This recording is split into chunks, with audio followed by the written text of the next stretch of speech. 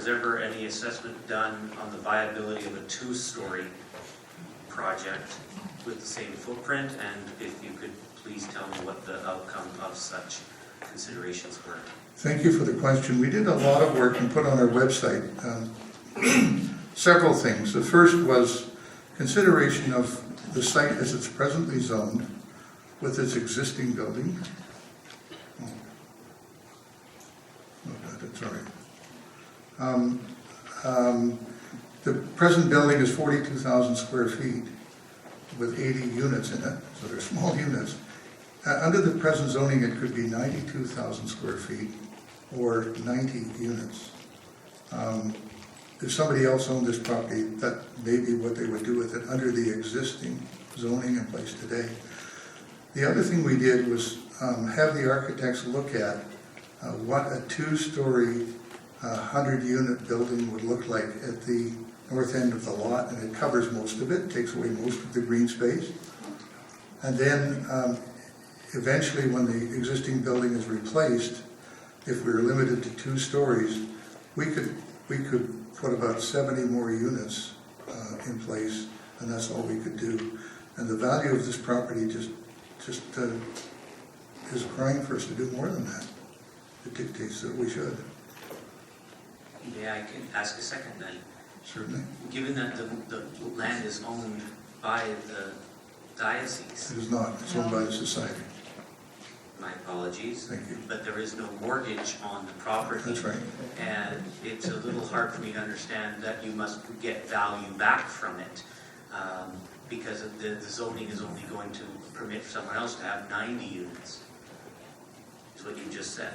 Mhm.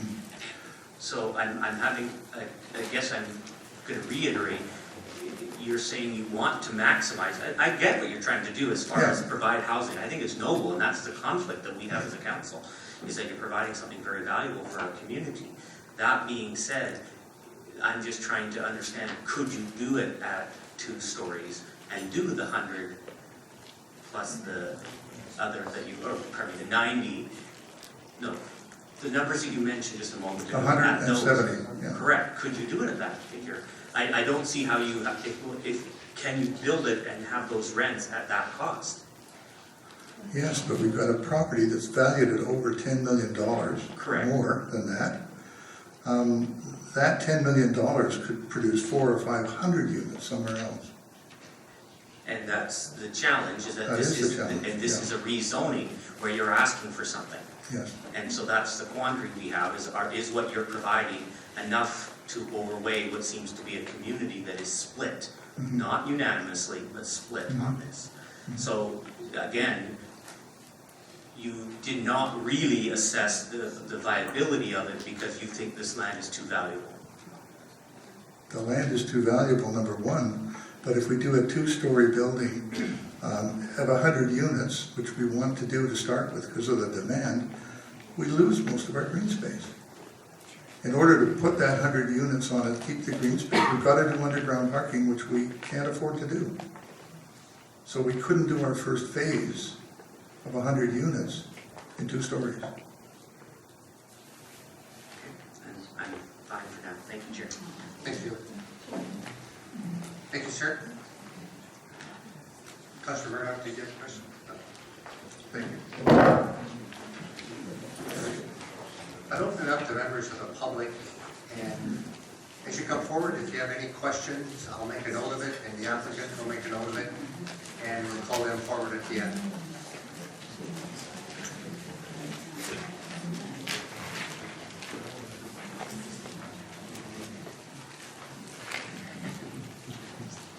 I want to thank this gentleman for letting me go first. My name is Gail Karen and I'm the manager of Mount Douglas Court. And the reason why I stormed up here is that I have a busload full of residents who are getting tired and I'd like to get them home.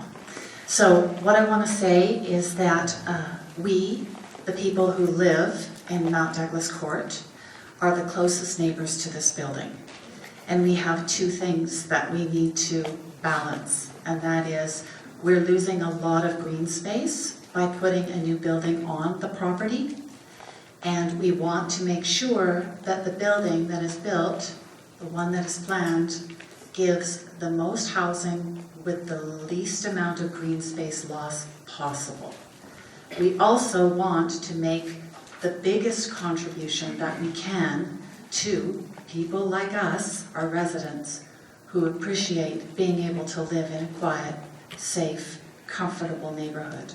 So we're trying to balance contribution to the community with keeping as much green space as possible.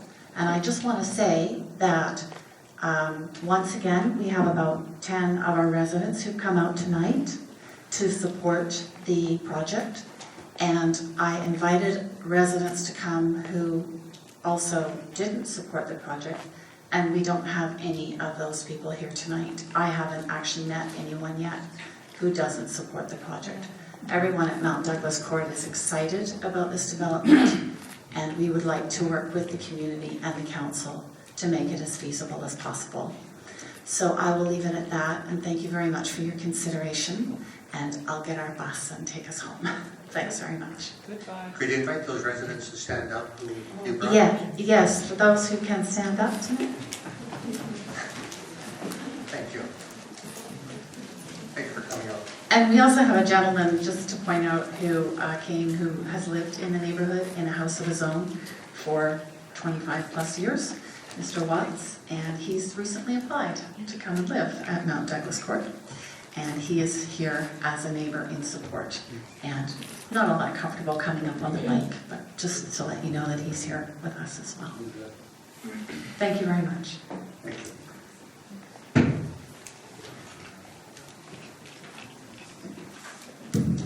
Thank you, Mayor, councilors, Mr. Chairman. My name is Ted Price, and I'm a direct neighbor of the court. I live at 1538A Arrow Road.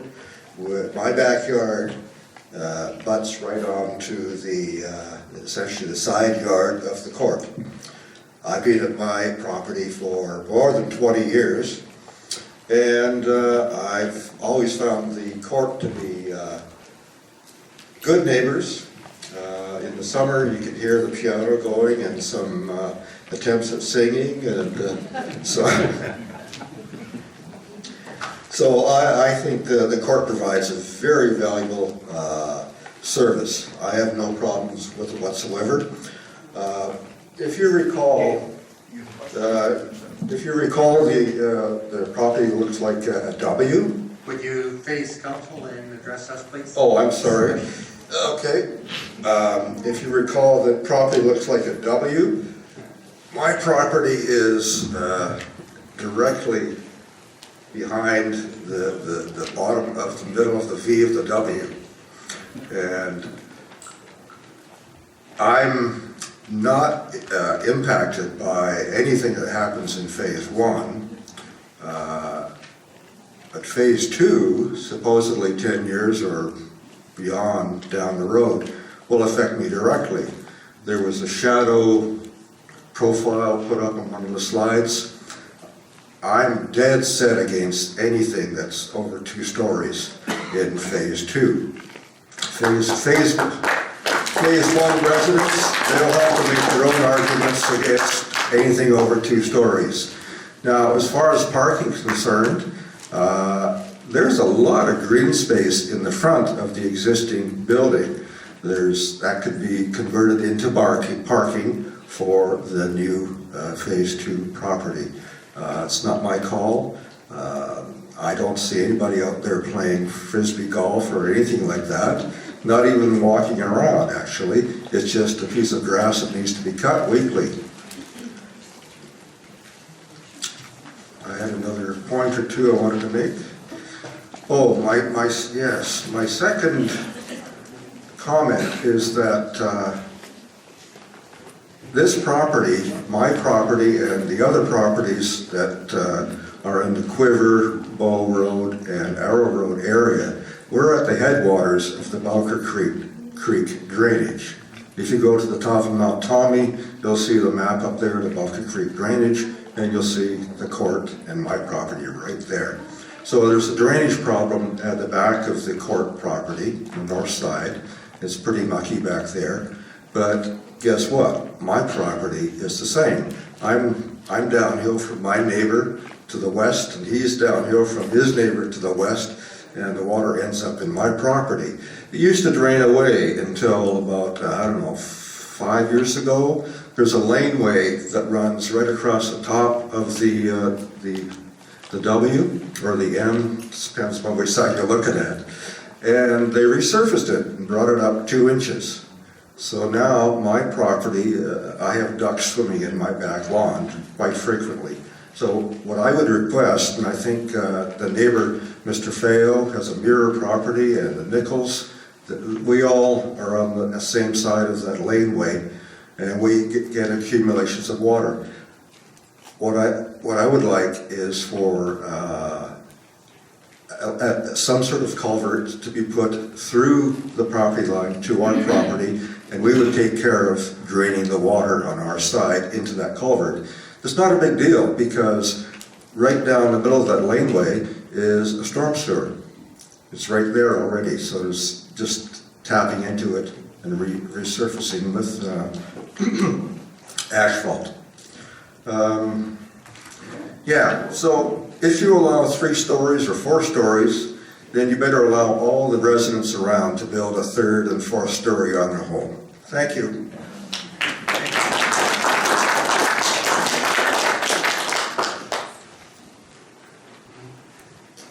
Good evening, Mayor, Council. My name is Kay Melliship, and I work for Greater Victoria Housing Society at 2326 Government Street. Our society is a charity and a non-profit, and we provide affordable rental housing throughout Greater Victoria. In Saanich, we have 4 properties providing homes for 120 seniors, adults, and families and low-income families. We have been providing housing in Saanich for 49 years. I'm here tonight to speak in support of the proposed development on Arrow Road. As one of the major providers of seniors rental housing, I really see the need for affordable seniors housing. I also get to see day to day the real value of this housing. When a senior makes the move into our rental housing, we hear things like, "You saved my life. I can have a life now. I can eat properly. I can enjoy my life. I feel safe for the first time." My society is a member of the BC Nonprofit Housing Association, and this association does detailed research and analysis on housing needs across the province.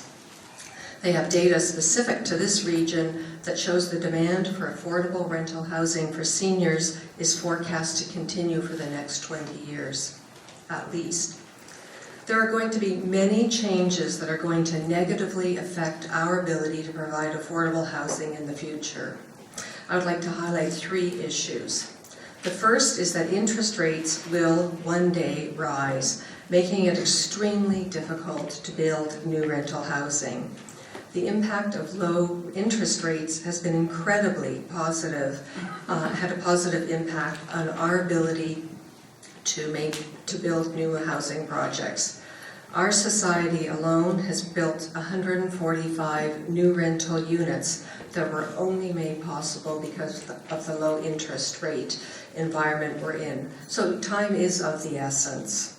The second issue we deal with is the fact that land values in our region are increasing with no sign of abatement. We do need to use the land we have as intensely as possible. We just can't afford to underuse it. The third issue we're wrestling with is that a lot of both publicly funded and privately owned rental housing is nearing the end of its economic life. These older buildings do provide affordable rents, but they will not be able to continue in light of major renovations that are going to be required. So our ability to build new housing is constrained by interest rates and land costs. Our existing affordable housing stock is at high risk. In the nonprofit sector, we work extremely hard to understand these trends and prepare for them. Therefore, I am really pleased to see a colleague society using its resources to increase the number of affordable rental homes it can offer. If we don't build these now, we're going to see our seniors in dire straits in the future. I hope you will support this development as it will help address pressing housing needs we see in the region. Thank you very much.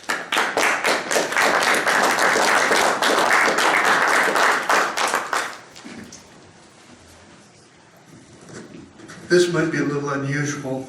My mother broke her leg a month ago, and she's in Aberdeen Hospital. So she's given me her proxy to speak for her 5 minutes, and then I will speak for mine. I'll try and keep it all together.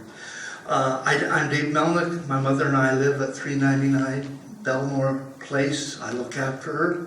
I've worked as an engineering aide in the Department of Subdivisions and Rezoning for 3 years in my life. And we've gone through hundreds of subdivisions as well as dozens of rezonings. I've also worked for a number of Christian organizations over 20 years. I've been a board member of a nonprofit camp, Camp Emmeline, for a number of years. And I've also been an owner of rental property. I've thought that many of the questions that Councillor Dermott in particular asked were very appropriate. Property is only worth what people will pay you for it, and it's only worth what you can put on it. And this is not a case of NIMBY. We've been good neighbors for almost 50 years of 80 units, and I was told that was basically the density for that.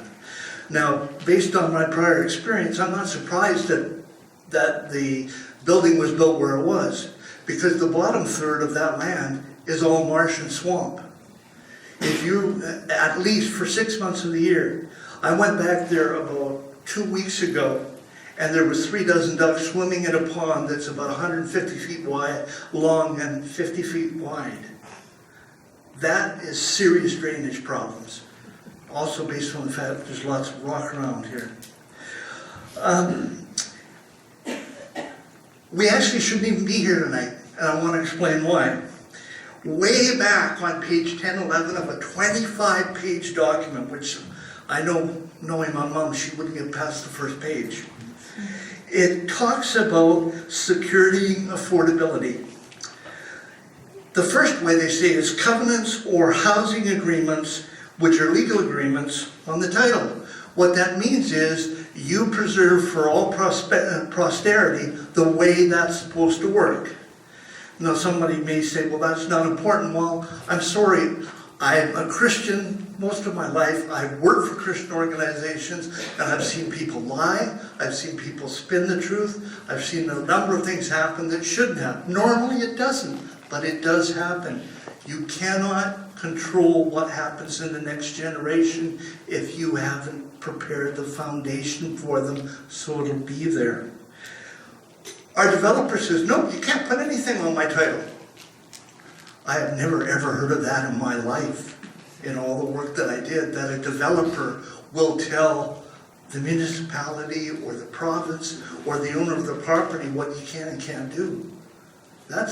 You guys are supposed to protect us. We can't do it. Further on, it threatens that if we don't give them what they want, that it might become market housing. What happened to, we really care about our seniors? And then further on, it says in the document, they may ask to strata title it in the future.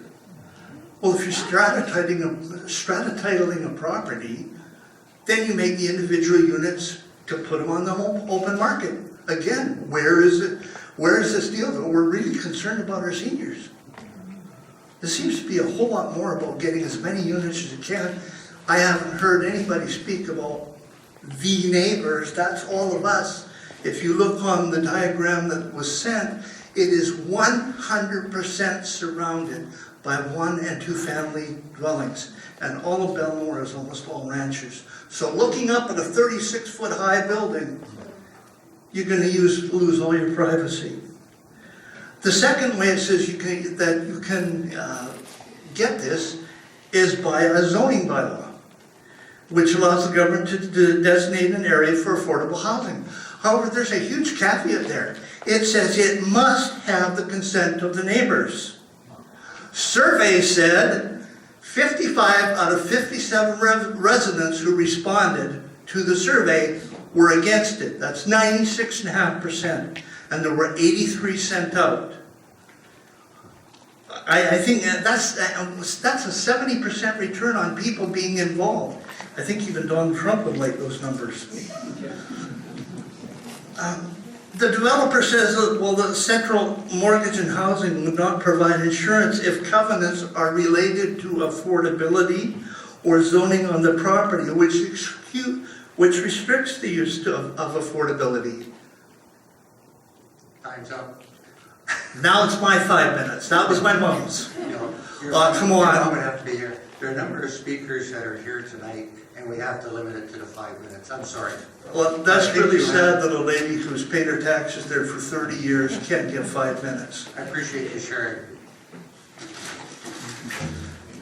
Thank you.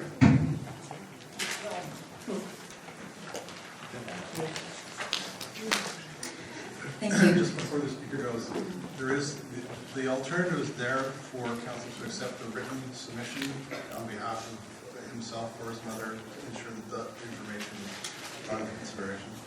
I might mention that to any other speakers, that if you have some information from a relative, a friend, or a neighbor, and it is written, just forward it to our clerk, and the council will get a copy of it. If you would do that, but we have to restrict it to 5 minutes per person. Thank you very much. Do I need to press anything here? No? Okay. It was a little while ago that you mentioned that. Okay. My name is Jeanine Grouette. I live at 4008 Bow Road. One of the things that I love about this neighborhood is that I can tell people that we live in the park because it's absolutely beautiful and very serene. And I've heard a number of things tonight that very much bother me. I should tell you that I'm also a designated accountant, and I think that I was understanding a little bit of what Councillor Plant might have been suggesting in the return that was discussed by the diocese on behalf of the society. What's bothering me is that if a property is valued at approximately $10 million and that would derive 400 to 500 units in another location that would not require any sort of variance or special considerations, and if the point is to provide seniors housing that's desperately needed, then why don't you just sell the balance of some of that property and build the 400 or 500 units in a place where the designations exist for us to be able to help as many people as we can. And maybe that's the Christian in me and the attendee of Camp Imogene with my family for 10 years and Young Life after that, and I don't know, but it just doesn't make sense to me. I'm bothered by some of the things that I've read. The future stratification, the conversation that I had with, I believe it was Peter when I initially saw the sign, and was strongly met with the response on the other end of the line that, well, phase 2 might never ever get built. So I felt like there have been some things that might be a little bit misleading for the people who live in this neighborhood, and if the intent is that we're trying to help the seniors that need it, then I think that's what this council should concentrate on in the numbers that have been indicated with the dollar amounts that are indicated. A few things that haven't really been indicated or haven't even been touched on are the pictures look like the entrance to Arrow Road is flat. It's actually not. It's very much not flat, and a couple of you have done a walk around, you know that it's not flat. It's actually quite dangerous, and I don't think that an asphalt lip is going to create anything except a tripping hazard. So unless you're considering something more substantial like a proper sidewalk, which I feel as a resident should already be there now, given the fact that Mount Doug Court is for seniors now, then I would hope that you would at least include that if you plan on moving this forward, but I'm obviously hoping that you don't, for a lot of reasons. They may not be commuters and they may not have vehicles, but if they're renting their spots to folks with vehicles, those vehicles are going to have to move. There are only 2 locations in and out of this small neighborhood corridor, and the increased traffic studies, I think, are conservative at best and present an additional challenge for a seniors community as well as a neighborhood and increased noise. Given that they're seniors as well, the increased noise are certainly going to probably be emergency response vehicles, ambulatory units, and that makes a neighborhood entirely different than what it was intended for. Those are the things that are kind of bothering me. I appreciate I appreciate what the fellow said here about not wanting the phase 2 to be larger than 2 stories for his location, and that the front space is green space. This is, remember, a neighborhood that we live in, and I don't want to see a parking lot in the neighborhood when I'm driving into the neighborhood that I live in, any more than anybody here would want to see a parking lot. So I think that there are bylaws in place and there are rules in place, and I'm sure I'm not calling them the proper names, but you know what I mean, that require things to be the way they are, and that present a community plan to keep the major infrastructure buildings inside of the major arteries, and this is just not one of them. And I hope that you'll consider that, and the amount of folks that have come out today who are very much concerned about all of the things that have been indicated so far. Thank you. Thank you. I wonder if the applicant could put a copy of the footprint up on the screen, just so it's there to look at or anyone to refer to. Hello, my name is Charlene Gregg. I live at 3995 Belnor Place. I want to thank you to Mr. Chair and Council for the opportunity to speak this evening. As a member of the Arrow Road Action Committee, I would also like to thank the council members and Mayor Atwell for taking the time and showing interest in touring our neighborhood. Tonight, I would like to provide some background information about our group, neighborhood concerns, and our reaction to the planning report's endorsement of this application. It has been almost 1 year since this proposal was formally presented by the applicant to a select group of neighbors. After hearing concerns within the community and wishing to target the larger neighborhood, a group of interested residents formed a small committee, the Arrow Road Action Committee. We agreed at the very start that we supported and wished to accommodate the demonstrated need for additional safe, low-income seniors housing at 1550 Arrow Road, while still maintaining the ambience and lifestyle of our neighborhood for both local residents and Mount Douglas Court tenants. Over the last few months, we have held a neighborhood meeting with over 65 attendees, created an email distribution list with over 90 addresses, maintained an up-to-date and current website, distributed newsletters, had several meetings with the Gordon Head Residents Association, who also mediated a meeting with the applicant. We toured council members through our neighborhood.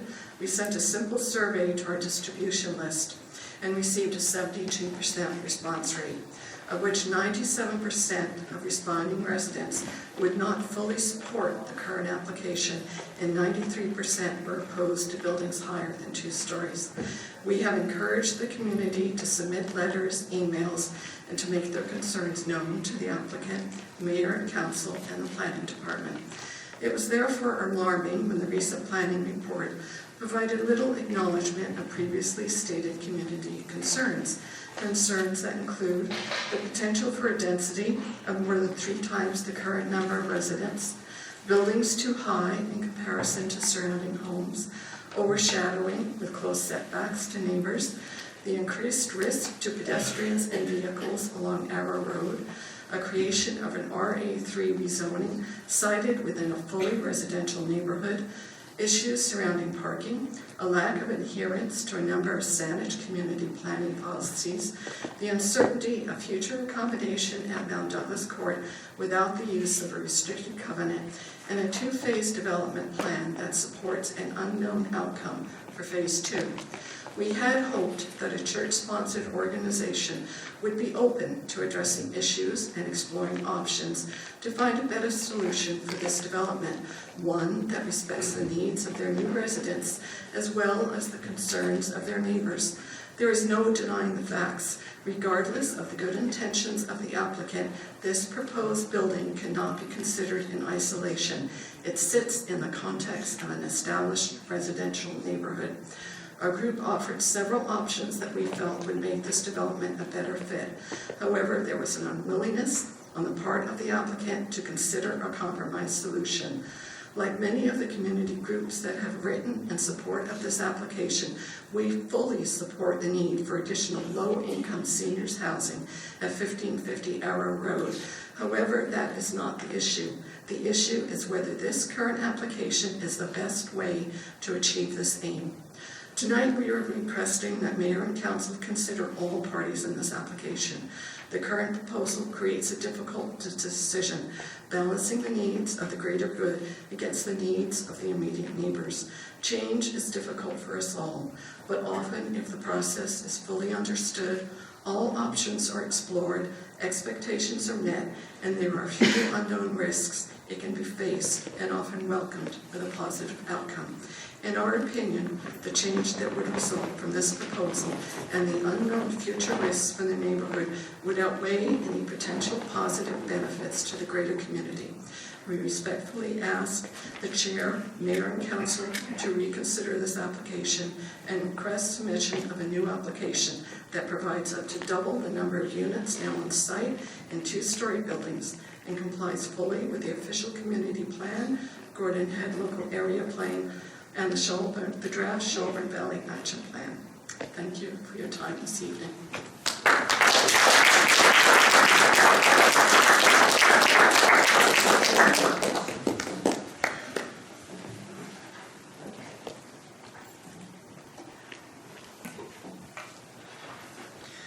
Good evening.